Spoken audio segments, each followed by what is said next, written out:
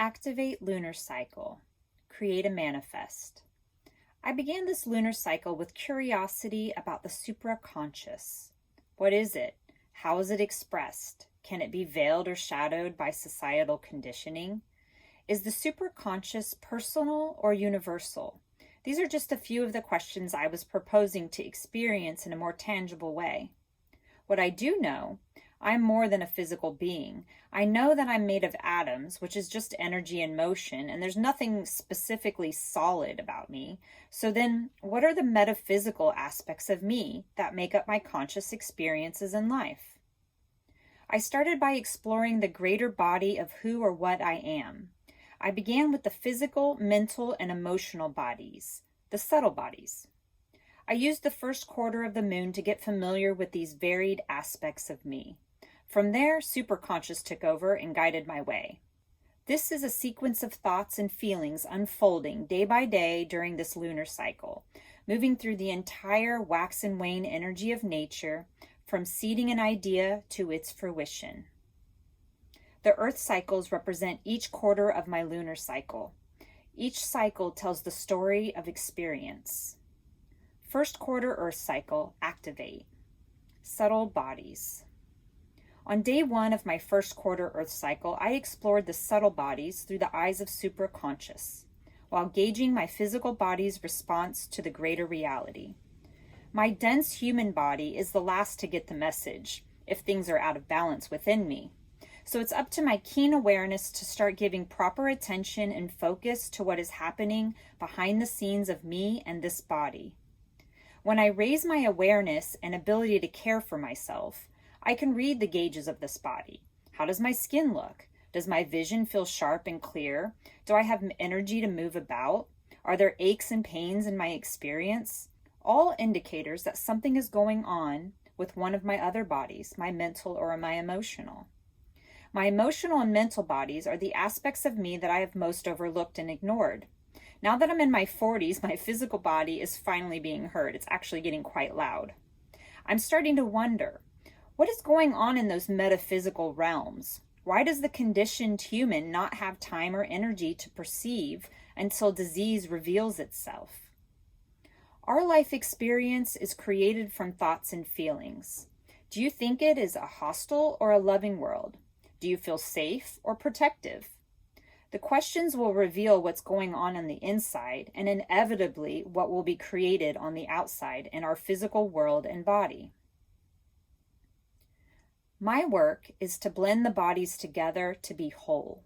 Each aspect of me has a role to the overall experience of me, of the reality that I live on a daily and moment-to-moment basis.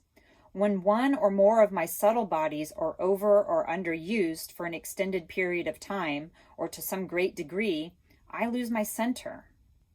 I sense that the subtle bodies are meant to be fluid, meaning that sometimes maybe my mental body will step up for a situation, and another situation, maybe my emotional body will come forward or out. But essentially, it's my conscious role to be sure that all of my bodies are blended and integrated in a healthy manner.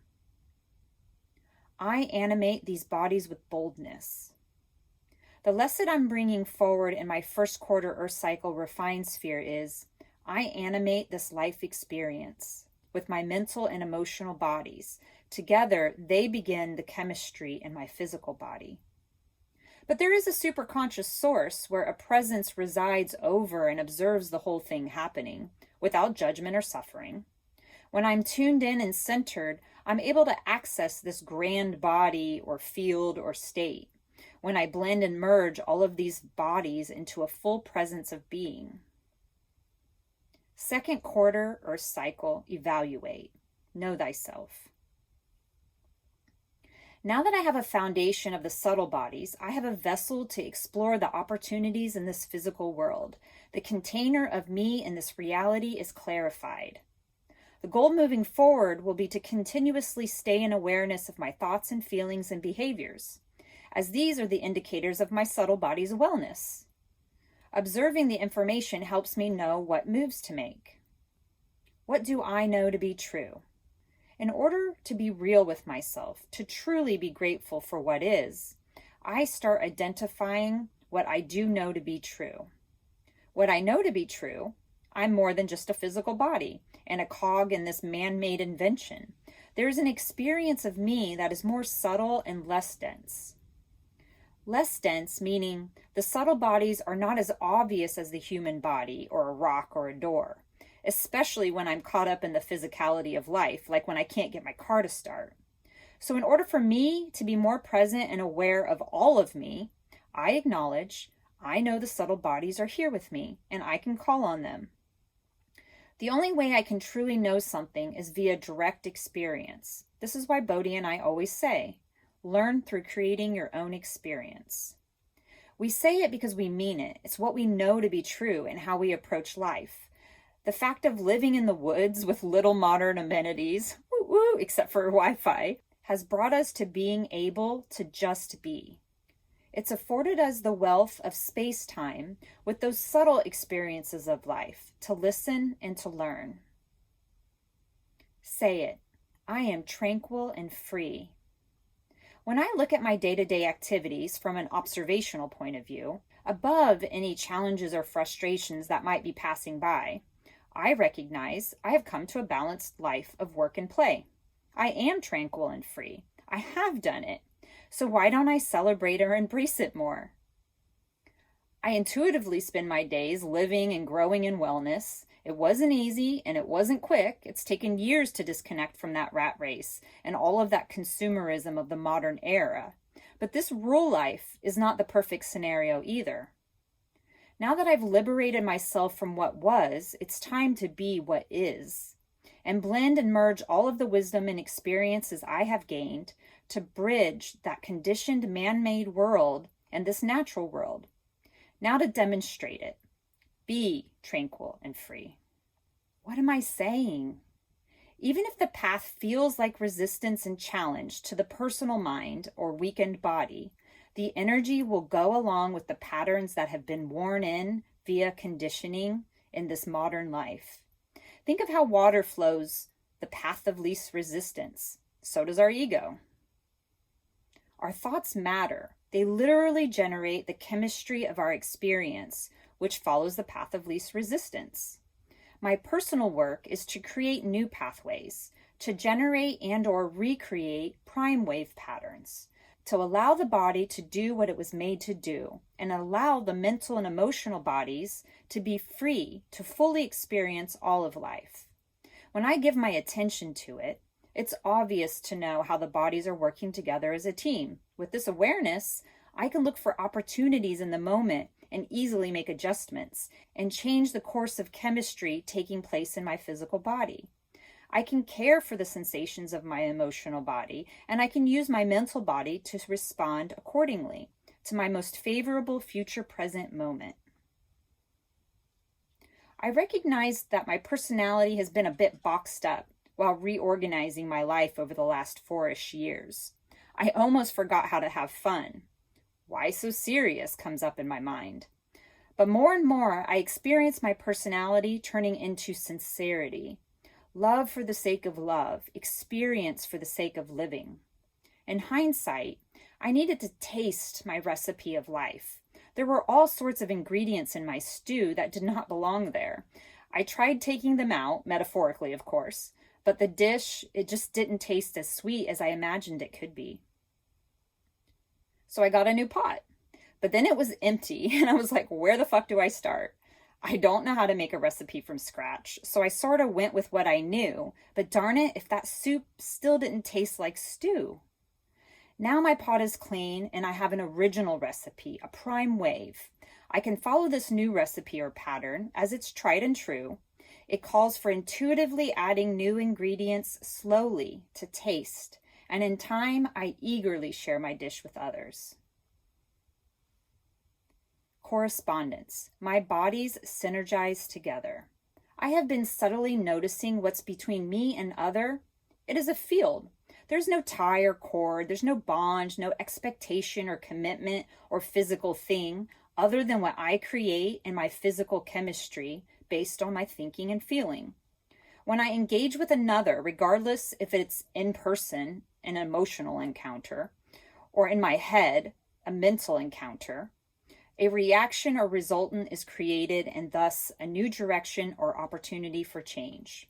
This pull and push connection with another's field is just as valuable to give attention to as my own field of bodies. Since these entangled fields can't be physically seen, they almost sneak up on me and say, "Surprise, deal with me." Just think of when you're deep into something that you love and the phone rings. You look at it and your response might be, "Ugh." That is communication of your subtle body, that there's something in the field between you and the other. The more aware I become of my relationship with these experiences, I can bring clarity around any suffering I may unknowingly create prior to it getting out of hand. You can't stop the random phone calls, but you can address your experience of them. With this awareness, I gain wisdom and knowledge as to the undercurrent of the shared fields between us, its ebb and flow of energy, and where to go from there. What I have noticed is valuable is knowing how to control the volume of these connections by asking some questions. Am I being drained? Am I draining another? Am I being filled up? Are others being energized too? This can easily be improved with healthy boundaries. Can you relate? I am much more selective of who I share my time with, for how long and why. It's all very intentional, which has pretty much removed most of the people that were in my life from my life. It's been a transition to go from a social butterfly to a hermit. But I must say that the relationships that do remain are truly important and fulfilling. So thank you if you're one of those beings. Third quarter Earth cycle accelerate. Neutral. Alchemize neutrality to fully engage with Supra Conscious. As I have determined with the subtle bodies, I already have varied points of view within me, yet these aspects are not always congruent. So when I looked up the etymology of neutral, I was surprised at first to see it had a relationship with alchemy. It absolutely makes sense to me that in order to be neutral, there would be a proper proportion of things. I can let go of the sole perspective of neutral as being a mechanical idea of being disengaged. While this word and definition may be applicable, it is not what I'm specifically aiming for. I wish to be fully engaged with life, but I would like to mix my elements in a way that is more harmonious, both in the moment and to the overall outcome. I'd have to say that my current life is not really neutral at this time. I'm sensitive and a passionate being. I'd like to learn how to find neutral, get there more often, and perhaps stay a little bit longer. Can you really exit the rat race? What's held me back from fully enjoying the life that I have created is the lack of connection I feel with others. It seems like they can't see what Bodhi and I created, or perhaps they just don't value what we created. We've been comparing the old world to the one we created, and it's causing interference to fully appreciate all that we've done. We don't have people to enjoy our lifestyle with. Not to mention, what we feel most excited about looks like something else to many personalities in the Western world, and even more different to the locals in this rural America that we moved to. We moved our bodies here, but there seems to be this quantum lag in our resultant. We've changed cycles before, and we'll do it again. What our observation does mean is that our perception is providing solid feedback. Although we created where we are going, we still have adventures ahead of us with much more life to experience. Duality, blending contrasting elements for neutrality. I trust that even when I'm not able to maintain neutrality, it is for a proper reason. There is a cause required for me to learn the effect. And once the cycle is complete, I will see the unity in the duality of my experience. Here's the thing I see. Duality is an illusion. It's a word and concept to explain parts that make up a whole. It's not an actual thing in itself. I'm a point of view and you're a point of view. We can blend those into a relationship. What is created between us is unity. The new thing is neither one or the other. It's both. I'd love to take this a little further into conversation. I say something, you say something. Period. Oftentimes it ends there. The conversation no longer takes place. We try to convince the other of our point of view and vice versa, instead of creatively blending the viewpoints into a unifying relationship between us. I'm always looking for new and creative ways to communicate effectively and efficiently. I do not have patience for engagements that are not supportive of blending and merging, asking and sharing, of learning. Thus, I have inevitably removed a lot of relationships of hard-headed individual personalities, probably a lot like my own, from my life. As unity, or the blending and merging of our viewpoints, was not a skill that many of us learned about in the Western world. We learned to debate, to convince the other or lose. It's like having a conversation with a wall. It goes nowhere. No disrespect to the wall, it's likely conscious too. Our egos and personas tell us we know how to talk. I mean, how many relationships do you have in your network that you would use as evidence that you converse well?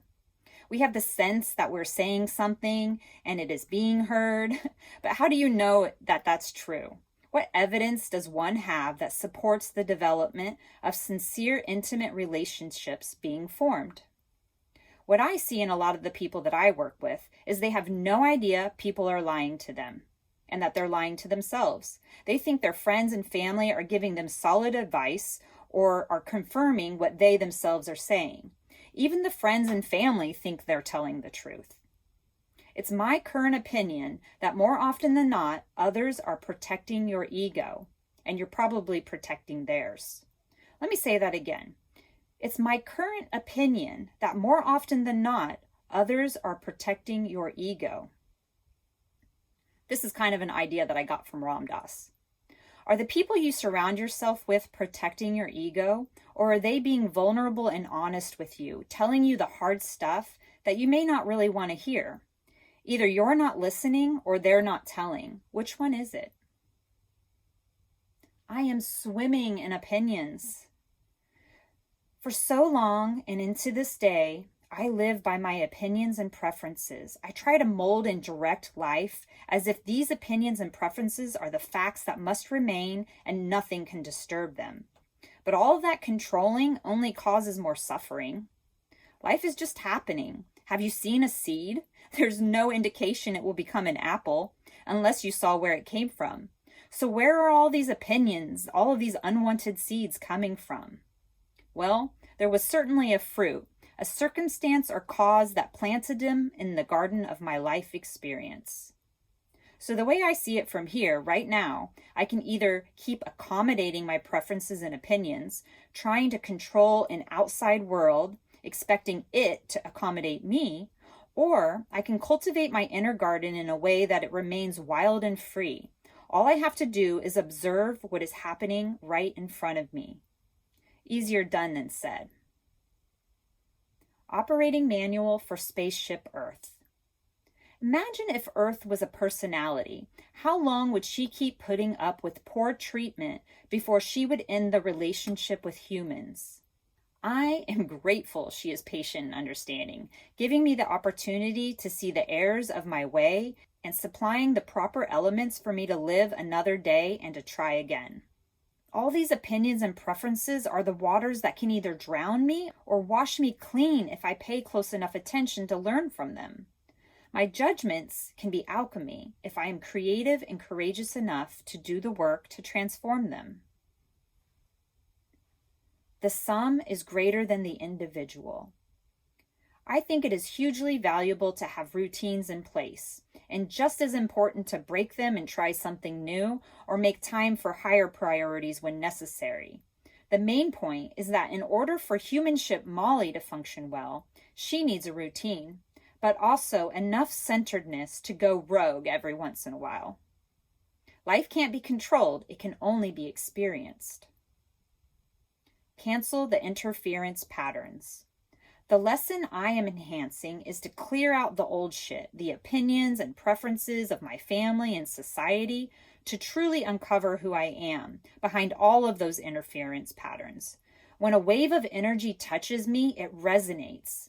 If that experience or perception is still alive and active in my own mind and body. If it's favorable, awesome. I'll have a great time. But if that other wave is shit, then shit will probably hit the fan. If I'm not equalized in my field, I become what touches me like a sponge. I soak it up and then I squeeze it back out.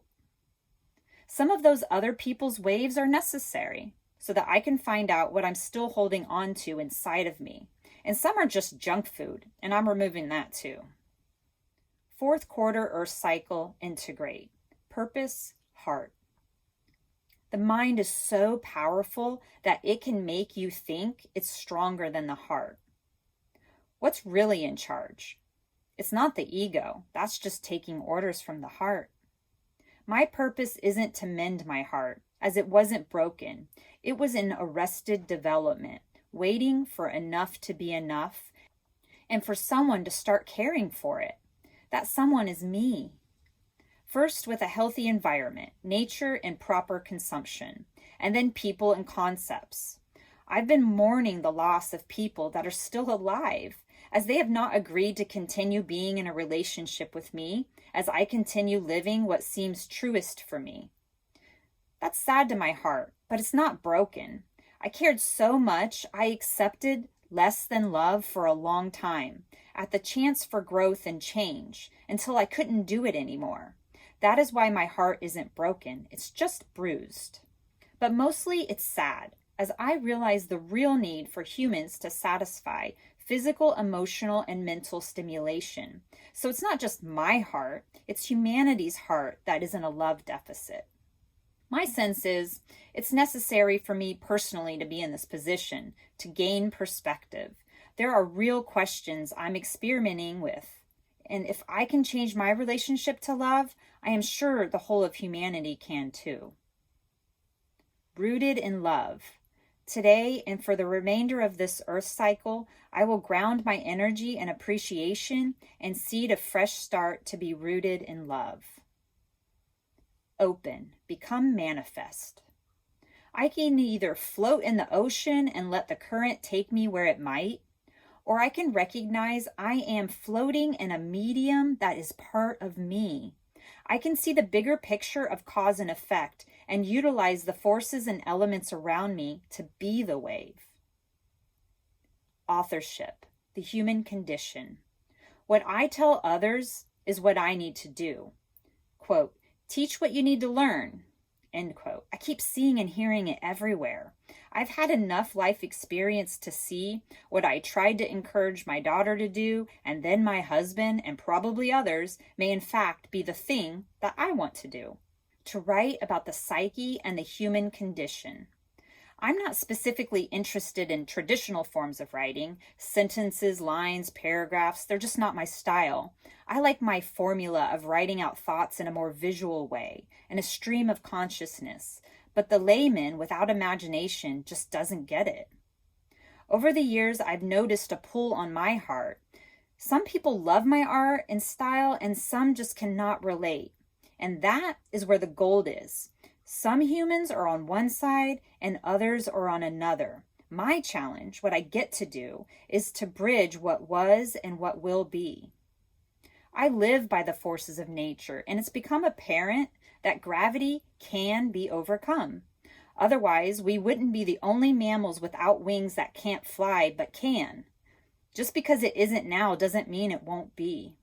So if you have a dream, know the story isn't over yet. Otherwise, you'd be awake living it. That is what each new day is, waking up to what was previously unknown. You do the thing because you love to. It makes you whole and complete. After all, it's your dream, right? I've noticed the dip in a new way. Why don't more people follow their dreams? It takes a lot of effort, discipline, grit, and the ability to do it, even when no one sees what you see, even when there isn't a lot of fortune and notoriety. Questions reveal more than the answer. Questions and answers, these are the spark and fuel that carry me through the dip of creation, beyond where most personas stop. My cycles add up to a manifest creation, tangible and fruitful. How do you get through the dip? The Dip is a book by Seth Godin. I read this short and powerful book in my 20s, and it's always been a guiding perspective of knowing when to quit and when to have grit. The dimensions of inner dialogue. Do you have inner dialogue? Not everyone has it, or at least it's not strong enough to notice as an inner voice. I found some great details from the, quote, experts. And with no surprise for me, I can see that what they're articulating as medical jargon sounds a lot like the clairs, like clairsentience, clairvoyance, and clairaudience. Here's what I found. You could check out the citations in the collective study if you want to know more. Liberation from the inside out. Tranquil and free was the affirmation I came up with for this lunar cycle. And as it ends today, I recognize all that I've learned this month, its value and ways to integrate it. I incarnate ideas into this physical, this not so solid realm every single day. My visual thought patterns ripple out into the waves of space. On another note, I started experimenting with these Know Thy Way visual note pages to complement my lunar and earth cycles. I absolutely loved doing them this month, and I see a huge value in the details they draw out of my perception for me to take a better look at. More specifically, giving a moment to check in with each one of my energy centers that make up my subtle body is a conscious act of self-awareness. I'm looking forward to the results they'll bring in the future. You can download the forms in the Earth and Lunar Cycle tutorials or get a copy of the Revolution of Time memoir. Happy new moon and spring equinox. If you want to ride along with me this lunar cycle, go to quantummemoir.com.